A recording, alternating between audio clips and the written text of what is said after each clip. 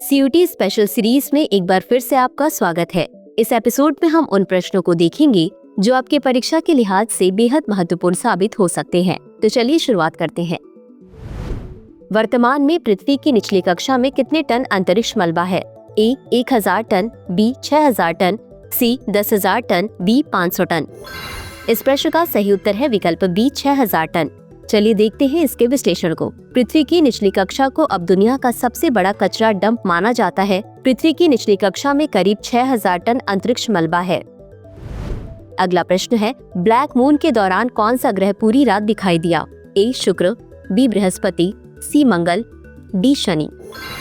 इस प्रश्न का सही उत्तर है विकल्प बी बृहस्पति। चलिए देखते हैं इसके विश्लेषण को। ब्लैक मून के दौरान बृहस्पति जैसे ग्रह पूरी रात दिखाई दिया।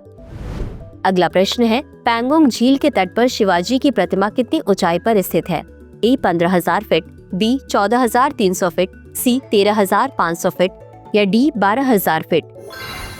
इस प्रश्न का सही उत्तर है विकल्प बी 14,300 फीट। चलिए देखते हैं इसके विश्लेषण को। हाल ही में भारतीय सेना ने 14,300 फुट की ऊंचाई पर पैंगोंग झील के तट पर मराठा योद्धा छत्रपति शिवाजी की एक प्रतिमा स्थापित की है। अगला प्रश्न है, राष्ट्रीय समुद्री विरासत परिसर कहाँ स्थित है?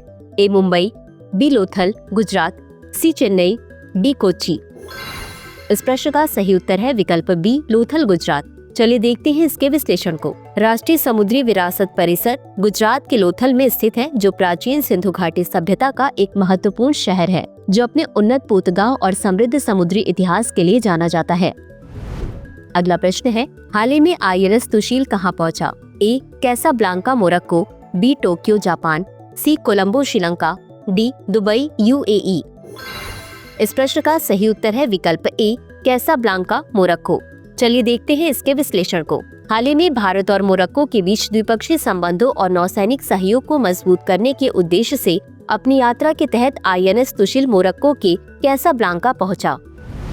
अगला प्रश्न है, हम्पी कोनेरू ने कितने FIDE विश्व रैपिड चैंपियनशिप खिताब जीते हैं? ए 1, बी 2, सी 3, डी 4। इस प्रश्न का सही उत्तर है विकल्प बी 2। चलिए देखते हैं इसके विश्लेषण को। हम्पी कोनेरू ने अब तक 2 FIDE विश्व रैपिड चैंपियनशिप खिताब जीते हैं।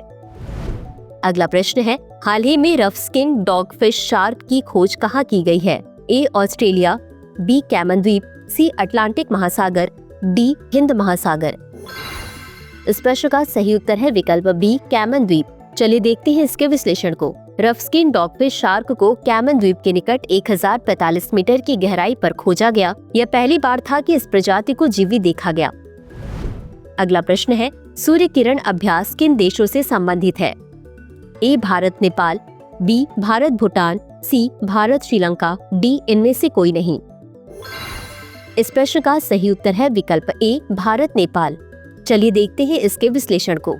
यह भारत और नेपाल के बीच प्रतिवर्ष आयोजित होने वाला सैन्य अभ्यास है।